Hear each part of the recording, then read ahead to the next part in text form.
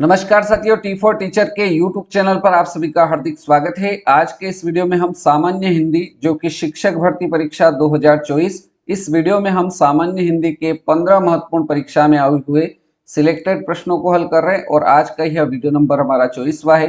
तो चलिए वीडियो को शुरू करते हैं। वीडियो अच्छा लगे तो लाइक करें, शेयर करें और चैनल पर नए हो तो चैनल को सब्सक्राइब कर लीजिए ताकि ऐसे वीडियो आपको मिल सके। प्रश्न संख्या 1 है, शुद्ध वर्तनी का चयन कीजिए। यहाँ पर 4 विकल्प में से कौन सा शब्द वर्तनी की दृष्टि से शुद्ध है उसका चयन करना है। तो यहाँ पर शुद्ध शब्द जो हो जाएगा वर्तनी की दृष्टि से ऑप्शन नंबर सी हो जाएगा।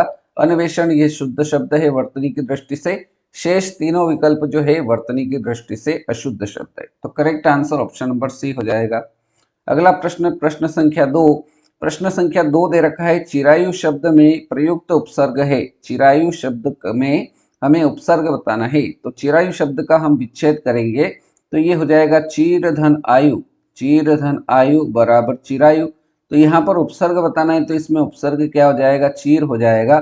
चीर आपका ऑप्शन नंबर डी में है तो डी ऑप्शन आपका करेक्ट आंसर रहेगा। आपसे रिक्वेस्ट है कि इन सभी प्रश्नों के आप नोट्स बनाइए ताकि आपको रिवीजन करने में बहुत ही आसानी होगी और आप बहुत अच्छी तैयारी कर सकते हैं।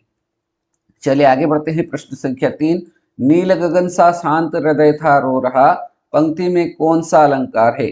यमक अलंकार, उपमा अलंकार, रूपक अलंकार या फिर अनुप्रास अलंकार। तो हमें जो पंक्ति दे रखी है, नील गगन सा शांत हृदय था रो रहा, इस पंक्ति में आपका उपमा अलंकार हो जाएगा। सही जवाब इस प्रश्न का ऑप्शन नंबर बी बिल्कुल सही आंसर रहेगा। अगला प्रश्न, प्रश्न संख्या 4। प्रश्न नंबर 4 दे रखा है, स्टेशन शब्द किस भाषा का शब्द है। स्टेशन शब्द किस भाषा का शब्द है ये बताना है। अंग्रेजी का है, फ्रेंच भाषा का, चीनी भाषा का या फिर जापानी भाषा का। तो स्टेशन शब्द अंग्रेजी भाषा का शब्द है। सही जवाब आपका option number A correct answer रहेगा। नेक्स्ट क्वेश्चन, क्वेश्चन नंबर 5, निम्न में से कर्मधारय समास किसमें है। कर्मधारय समास का हमको उदाहरण बताना है। ऑप्शन नंबर ए है माता पिता। माता पिता दोनों शब्द दोनों पद प्रधान है, इसलिए जिस समास में दोनों पद प्रधान होते हैं वहां पर कौन सा समास होता है। तो वहां पर आपको बताना है कि वहां पर द्वंद्व समास होता है। तो माता पिता शब्द में समास कौन सा हो जाएगा, द्वंद्व समास हो जाएगा। अगला विकल्प है चक्रपाणी। चक्रपाणी अर्थात चक्र को धारण करने वाले भगवान विष्णु, इसलिए इसमें समास कौन सा हो जाएगा। तो इसमें बहुब्रीहि समास हो जाएगा। इसमें जो समास होगा वो कौन सा समास हो जाएगा, बहुब्रीहि समास हो जाएगा। नीलोत्पलम, इसमें जो समास होगा ये आपका कर्मधारय समास हो जाएगा। सही answer option number C correct answer रहेगा। डी विकल्प देखते हैं, चतुर्युगम, यहाँ संख्या है इस कारण से इसमें जो समास होगा वो आपका द्विगु समास हो जाएगा। तो ये सारी इंफॉर्मेशन भी आपको इस क्वेश्चन के अतिरिक्त नोट करना है अपने नोट्स में। चलिए आगे बढ़ते हैं प्रश्न संख्या 6 की ओर। प्रश्न क्रमांक 6 है, भाववाचक संख्या के अंतर्गत आते हैं। तो भाववाचक संज्ञा के अंतर्गत क्या आते हैं, तो भाववाचक संज्ञा के अंतर्गत गुण दोष आदि आते हैं। सही जवाब आपका ऑप्शन नंबर डी बिल्कुल सही आंसर रहेगा। Next question, question number 7। प्रश्न संख्या 7 कह रहा है, सुत शब्द को स्त्रीवाचक बनाने के लिए किस प्रत्यय का प्रयोग करेंगे। हमको शब्द दे रखा है सुत और इसको बनाना है स्त्रीवाचक। तो सुत शब्द का अर्थ क्या होता है, तो सुत शब्द का जो अर्थ होता है वो पुत्र होता है। अब इसको हमको स्त्रीवाचक बनाना है और इसमें प्रत्यय लगाना है। तो इस शब्द में, सूत शब्द में यदि हम आ प्रत्यय लगा देंगे तो ये क्या बन जाएगा, सुता बन जाएगा। सुत धन आ बराबर सुता, और सुता का अर्थ क्या होता है, पुत्री होता है। ये आपका स्त्रीवाचक हो गया। तो यहाँ पर कौन सा प्रत्यय हुआ है, आ प्रत्यय लगा है। तो इसमें सही जवाब जो रहेगा वो आपका ऑप्शन नंबर ए बिल्कुल करेक्ट आंसर रहेगा। ठीक है, चलिए आगे बढ़ते हैं प्रश्न संख्या 8 की ओर। प्रश्न संख्या 8 है, हमें सफलता मिलने तक प्रयास करना चाहिए। हमें सफलता मिलने तक प्रयास करना चाहिए। इस वाक्य में तक है, इस वाक्य में तक क्या है, समुच्चय बोधक अव्यय है, क्रिया विशेषण है, संबंध बोधक अव्यय है या फिर विस्मय बोधक अव्यय है। तो हमें सफलता मिलने तक प्रयास करना चाहिए। इस वाक्य में तक शब्द जो है ये आपका संबंध बोधक अव्यय है। सही जवाब आपका ऑप्शन नंबर सी बिल्कुल करेक्ट आंसर रहेगा। Next question, question number 9, Shravan शब्द का सही संधि विच्छेद है। श्रावण शब्द का हमें संधि विच्छेद बताना है। श्रावधन अन, श्रोधन अन, श्रावधन अण और डी दे रखा है श्रोधन अण। तो श्रावण शब्द का सही संधि विच्छेद जो हो जाएगा वो क्या हो जाएगा, श्रोधन अन हो जाएगा। राइट आंसर आपका ऑप्शन नंबर बी हो जाएगा। यदि आपसे पूछा जाए, ये प्रश्न पूछा गया है परीक्षा में कि श्रावण शब्द में कौन सी संधि है, तो श्रावण शब्द में जो संधि हो जाएगी वो आपकी अयादि संधि हो जाएगी। ये भी आपको याद रखना है, ठीक है। चलिए अगला प्रश्न देखते हैं, प्रश्न संख्या 10। प्रश्न संख्या 10 दे रखा है, उद्देश्य और विधेय किसके अंग है। उद्देश्य और विधेय किसके अंग है, वाक्य के, रचना के, शब्द के या अर्थ के। तो उद्देश्य और विधेय वाक्य के दो अंग होते हैं। तो सही जवाब आपका option number A, question number 10 का बिल्कुल सही उत्तर हो जाएगा। वाक्य के दो अंग कौन कौन से, तो पहला होता है उद्देश्य, वाक्य का पहला अंग उद्देश्य और दूसरा अंग होता है विधेय। वाक्य के दो अंग होते हैं, उद्देश्य और विधेय, ये आपको पता होना चाहिए।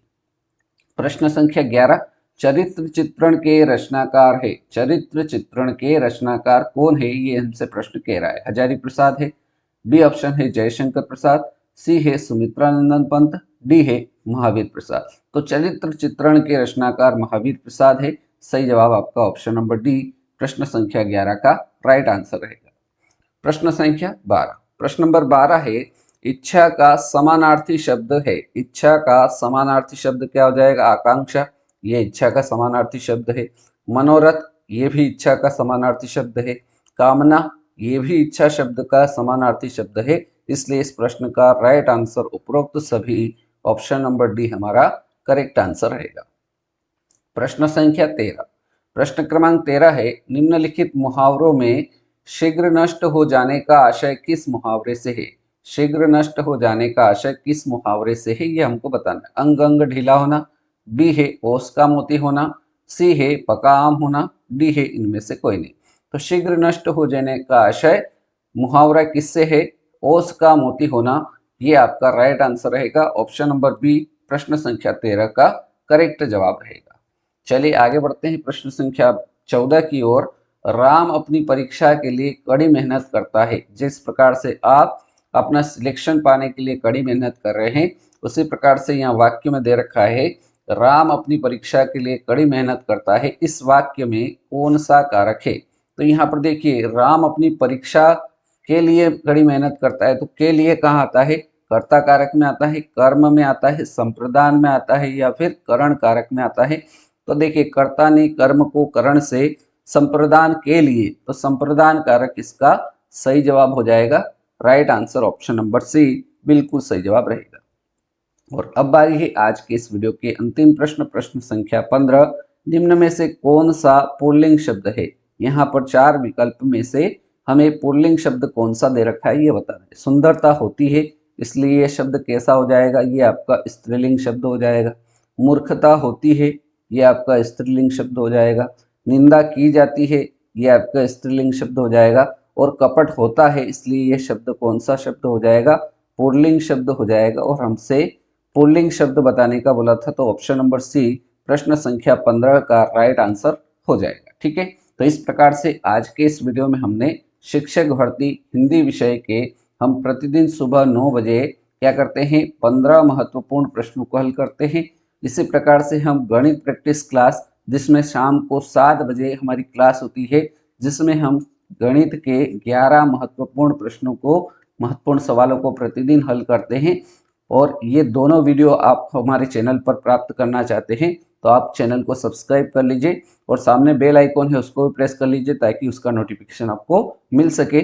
यदि आप हमारे ग्रुप में ज्वाइन होना चाहते हैं तो आज आप इस नंबर 8827302459 इस नंबर पर मैसेज कर सकते हैं, या फिर डिस्क्रिप्शन में इस ग्रुप की लिंक भी दे रखी है, वहाँ से भी आप इस ग्रुप को ज्वाइन कर सकते हैं।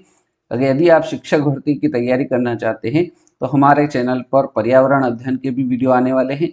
और दूसरा एक और टॉपिक जो कि शिक्षक भर्ती में पूछा जाता है, बाल विकास, इनके भी वीडियो जल्द ही आने वाले हैं। तो इसलिए इसकी अच्छी तैयारी करने के लिए आपको इस चैनल को सब्सक्राइब करना है। आपने वीडियो को पूरा देखा उसके लिए बहुत बहुत धन्यवाद। अगले वीडियो में मिलते हैं नए प्रश्नों के साथ, नए सवालों के साथ। तब तक के लिए जय हिंद, जय भारत, वंदे मातरम।